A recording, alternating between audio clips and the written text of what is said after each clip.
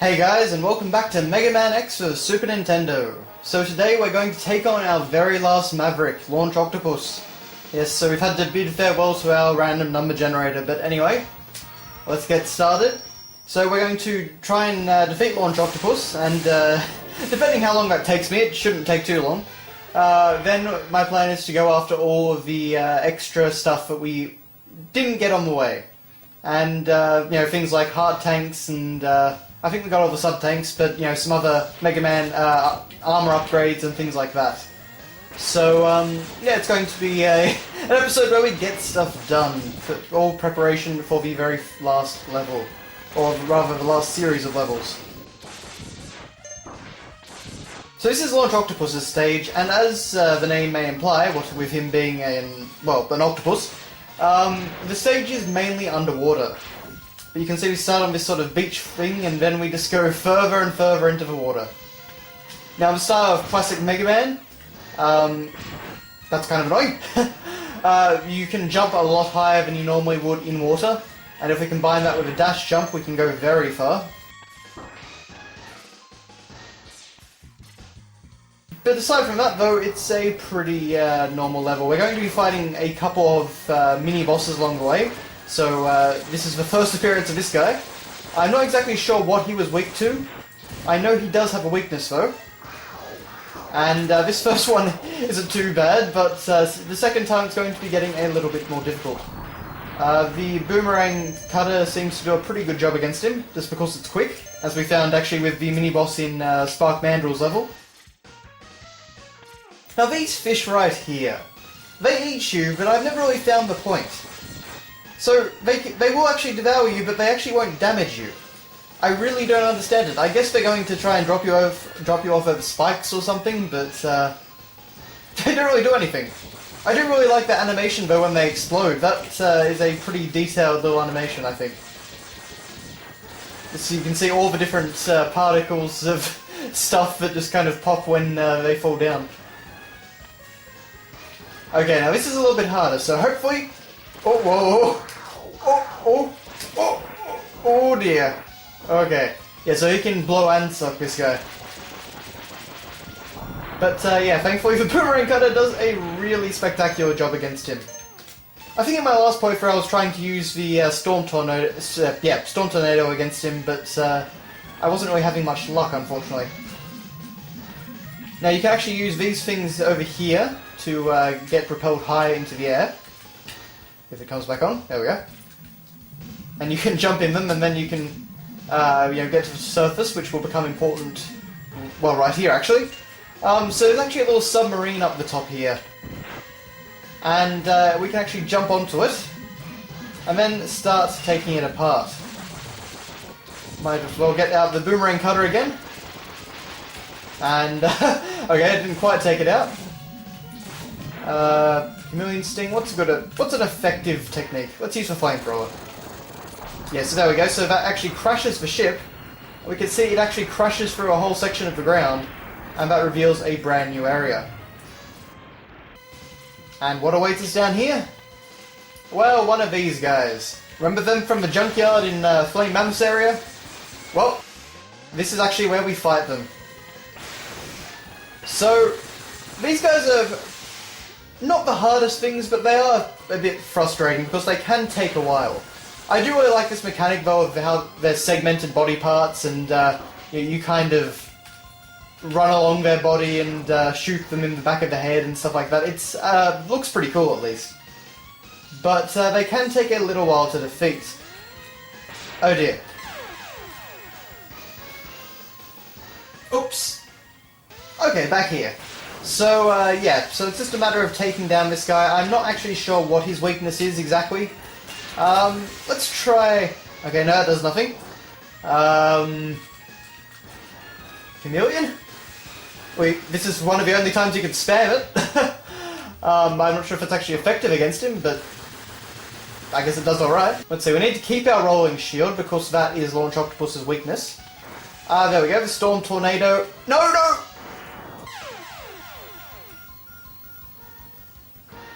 I'm playing really well today, aren't I? Yes, I definitely recommend the Storm Tornado for that guy. takes him down pretty quickly. Okay, so that took way more effort than it really should have, but we did finally get that heart tank. Okay, so we are back. And yeah, that took a lot longer than I expected. Usually I actually don't have too much trouble, but anyway. So you can see that if we don't destroy the submarine, it just drops bombs on us. Not really a big deal. But a pretty well-hidden secret, I've got to admit. I'm pretty sure I did not find that the first time I played the game. But anyway, moving on, you can see we've got all these cracked tanks down here. I'm not exactly sure what they're supposed to be, but oh well. Now, unfortunately we've got to fight another one of these sea dragon thingamabobs. But thankfully, again, we can use the storm tornado, and once it actually comes out of the ground, of course this one likes to hide away, there you are. Yeah, then we can of course progress, and that does not take too long. Okay. And of course more of these silly little fish. I actually like how you can see Mega Man's foot sticking out of the bottom corner, on the bottom right. Just a very nice little detail. I'm always very impressed with all that side of things for this game. But we have made it to Launch Octopus, so that means we can get out our, what was it called, the rolling shield, and prepare for the fight.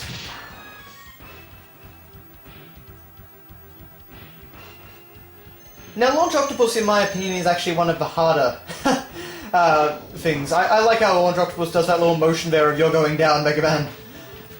But he's honestly one of the ones that I found a bit more difficult, especially Buster Only. I have actually fought him Buster Only, and regretted it. Okay, so he's invincible while he's doing his little tornado there, but aside from that, he'll just shoot out missiles and fish at you. So not too difficult, you can just dash away from the tornado if you get too close. As you can see, he surrounds himself with a lot of different items, so it can make him a little bit hard to hit. But, a few rolling shields, and he's down for the count. And we are done with the Mavericks. Well, there you go. I certainly was a bit skeptical at the start, but our random playthrough has actually paid off. We have managed to defeat every single Maverick.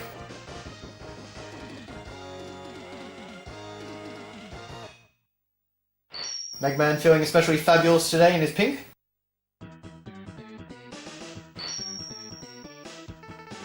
And we get the homing torpedo. That's what I was saying before about the spelling error. I don't know why that's funny, but it has always amused me. Oh. And of course Zero has finished his scouting mission. As he says, finally, we found Sigma's fortress. Let's go in and put an end to his war against the humans. The humans, which I'd like to point out we never see a single one of. Okay, so now the center screen is replaced by Sigma. And we can go to any of his stages by selecting this thing in the bottom right-hand corner. But we've got some stuff to collect, and we're going to start off in Storm Eagle's stage. And we're going to be getting a very special upgrade. And by special, I mean something that's pretty much worthless. But we do need it to get one very important upgrade, so we've got to do it anyway. But anyway, remember how I said there was something important behind some of these fiery capsules? Well, I was right. I just remembered the wrong one. So we need to actually go down here, destroy these, and here we find another Dr. Light capsule. And we can now get the helmet upgrade. This capsule contains an enhancement for your helmet, which will allow you to break some ceilings with a headbutt. Doesn't that sound exciting, guys? So yes, we can break a few very specific ceilings with our head now. The helmet does actually look pretty cool, so that's something. But yeah, that's it. We can just we can destroy blocks. I mean, there's a cool screen rumble effect and all that, but yeah, that's pretty much it. But with that, we can actually get something very special. So I will see you guys in Flame Mammoth stage. Okay, guys, here we are. So remember these blocks that I thought we could break but couldn't? Well, we need the helmet to do it. And I was actually thinking the helmet might have been somewhere up here, but I was very mistaken. This is where we actually get the Buster upgrade. So we can get through there, and here we go. This capsule contains a part which will increase the capabilities of your X-Buster. You can use it to fire all types of weapons. And by that he means we can charge up special weapons that we got from the Mavericks. Now if you actually don't find this capsule, then Zero will give you the same Buster at the very end of the game. This would actually be continued on in Mega Man X3, where he would actually give you his Z-Saber if you fulfilled some specific conditions. But here it was just an all-buster, so you may as well just get the upgrade from the Dr. Light capsule. But as you can see, we can now shoot a ultra-powerful beam, and we can now power ourselves up about 4 times. And with that, we've got to go get the remaining few collectibles that we couldn't before. So first up, we have Chill Penguin stage, where we've got to go and get a remaining heart tank. So in this section with the ride armor, when you come to the first one of these little caves, you can actually just jump out of the ride armor and get up here. Now, normally you can't actually destroy these little bunkers here, but with the aid of Flame Mammoth's weapon, you can bust that thing right open, and we get our heart tank. Next up is Boomer Kwanga. So after climbing up this tower again, we've now got to use Boomer Kwanga's own weapon to get that little sub-tank. Or we could do one other thing, and this is something I'm just going to show off for the sake of, well, just fun, basically. So if we charge up our, whatever it was called, Shotgun Ice, we can actually create a little platform here, and not quite. But you can actually just create that, ride it off the edge, and jump and get that heart tank. It's not too hard to do, to be honest, but just requires the right timing. But otherwise, of course, you can just use Boomer Kwanga. Alright guys, we're here in Sting Chameleon again for the last one. Actually, that's kind of poetic, we're returning to where it all began. Okay, so remember that I said there was something down here that we couldn't get because I hadn't defeated Launch Octopus? Well, now we have. The entire area is flooded, and we can actually do a long jump over to the other side to get a heart tank. So let's go! There we are. That went a lot better than last time. I'm not I'm not really sure what that is. Okay, well anyway, the game must be glitching up or something, because I don't think I've ever seen that happen before. But regardless, that means we actually have all the upgrades. So there are all our sub-tanks, we have all our armor pieces, and we have all of our, well, heart tanks. So it's basically time for the very last upgrade. And it's a bit of a doozy to get, so I will see you in Armored Armadillo stage. So last up, we're going to get the absolute best upgrade in the game, and it's a bit of a doozy to get. So, back in Armored Armadillo stage, of course, we have to actually kill ourselves a number of times in a very specific way. So what we have to do is ride this here, and just ride it to the giant chasm past all the birds, and we can cause some massive slowdown with our new Buster upgrade. Alrighty, and then jump. And I kind of got messed up there by that bird robot, but thankfully we can actually just cheese our way up there with the dash boot jump. But we need to grab that little energy capsule, and then we can actually jump down and kill ourselves.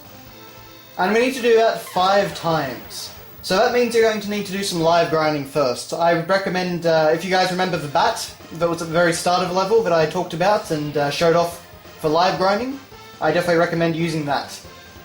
But yeah, aside from that, we basically just got to do it 5 times, so I will see you guys when we finally do it. Alright guys, so here we are at the final capsule. Now I'm actually not exactly sure how I actually unlocked this, because the last time I was actually doing it, I messed up. I actually didn't get the energy capsule on the ledge, and I just fell down accidentally and died because of the platform's momentum. But regardless, we got it, and you can see that Dr. Light is wearing Ryu's gi from Street Fighter 2. And he says, "I give you a special present. Now enter the capsule, please." And this is a very fun joke. Just listen to this.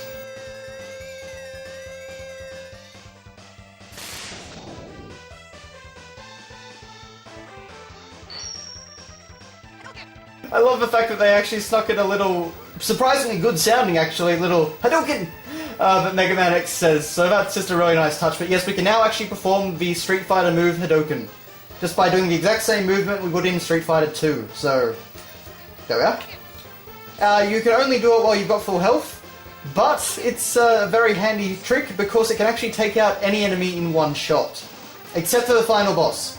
But still, it's a pretty brilliant attack. So now we're going to finally go to the Sigma stages. So I will see you guys there in the next part. Thanks a lot for watching, and I'll see you next time.